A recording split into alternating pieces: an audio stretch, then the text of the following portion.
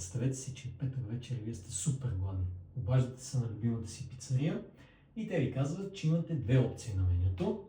Едната е да си вземете една голяма пица, 30 см диаметър, а другата опция е да си вземете две по-малки с диаметър 20 см.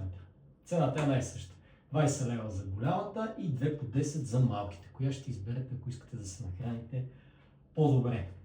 Какво трябва да направим? Точно така, трябва да сметнем техните лица. Как намираме лице на пица? По формулата S е равно на P по R на квадрат. И сега ще кажете, да, обаче ние нямаме радиус. Ние имаме диаметър.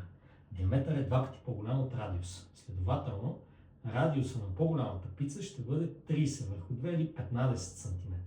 А пък радиуса на по-малката ще бъде 20 върху 2, 10 см. Така.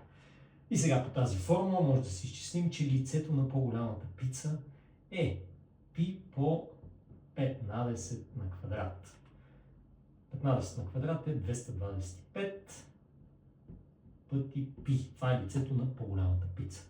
Сега на по-малката пица S2, пак същата формула, π по R на квадрат, или имаме π по 10 на квадрат в този случай, или S2 е равно на 100 пъти по π.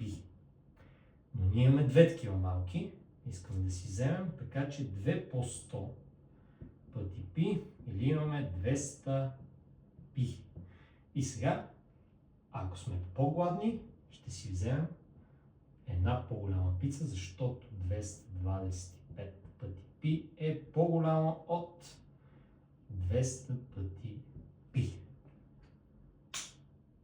И това ще е задача.